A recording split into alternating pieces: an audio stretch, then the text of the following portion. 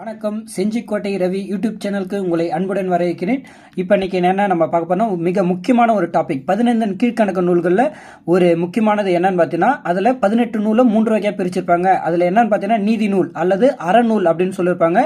அப்போ அந்த அறநூல் எப்படி நம்ம ஞாபகம் வச்சுக்கலாம்னா 11. அப்போ ஆக்கு பக்கத்தில் ரா போடுறாங்களே, அந்த ரா இப்படி போடும்போது பார்த்தீங்கன்னா அது என்ன இருக்கா, ஒன்றா தெரியும். அப்போ 11 ஞாபகம் வச்சுக்கலாம்.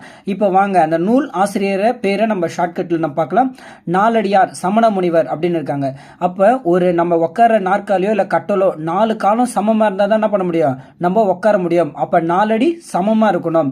அடுத்து நான்மணி கடிகை விளம்பினார் அப்படின்னு இருக்காங்க. அப்போ நாகப்பாம்பு கண்டிப்பாக என்ன பண்ண கடிச்சிருச்சு அப்படின்னு நாகப்பாம்பு கடிச்சிருச்சு, அப்படி இல்லைன்னா 4 மணிக்கு என்ன போடுவாங்க, விளம்பரம் போடுவாங்க அப்படின்னு ஞாபகம் வச்சுங்க. அடுத்து பார்த்தீங்கன்னா இன்னா 40 கபிலர் அப்படின்னு இருக்காங்க. அப்போ கிரிக்கெட்டில் வந்து பார்த்தீங்கன்னா கபில் தேவ் அப்படின்னு இருப்பார். அவர் வந்து பார்த்தீங்கன்னா இன்னைக்கு 40 ரன்னு கபில் தேவ் அடிப்பாரா அப்படின்றது தான். அடுத்தது என்ன இருக்குன்னு பாருங்க, இனியவை 40 பூதம் சேதனார் அப்படின்னு இருக்கும். அப்போ பூதம் நம்ம வீட்டில் வந்து இந்த முனி படம் பார்த்தீங்கன்னா வச்சுங்களேன், அப்போ என்ன பண்ணுவாங்க, ஒரு பெரிய அளவுக்கு சாப்பாடு போடுவாங்க. அப்போ இனிப்பு ஓகேவா, இனிப்பு 40 கிலோவை எது சாப்பிடுவோம், பூதம் தான் சாப்பிடுவோம். பின்ன நம்மள சாப்பிட முடியும் 40 கிலோவை. அடுத்து பாருங்க நல்லாதனார், அது என்ன பண்ண திருக்கடிகம்.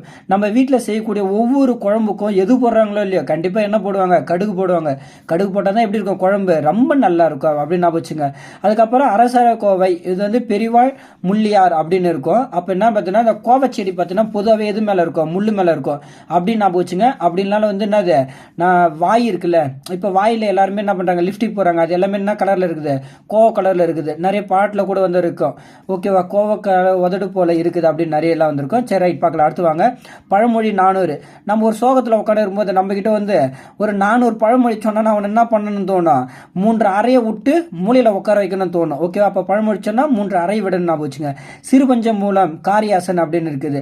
அப்போ ஒரு சிறு பஞ்சம் வந்தாலும் என்ன ஆகிடும், காரியம் கெட்டு போயிடும் அப்படின்னு நான் வச்சுக்க. சிறு பஞ்சம் வந்தாலும் காரியம் கெட்டு போயிடும். அதுக்கு அடுத்தது என்னன்னு பார்த்தீங்கன்னா ஏலாதி, அது பார்த்தீங்கன்னா கணித மேதாவி. இது எப்படி நான் வச்சுலன்னா, கணக்கில் 150 மார்க் எடுத்தவனுக்கு ஏலக்காய் டீ கொடு. ஏன்னு கேட்டீங்கன்னா இவர் கணித மேதாவி இன்னொரு நூல் எதிர்ப்பார். அது என்னன்னு பார்த்தீங்கன்னா திணை மாலை 150.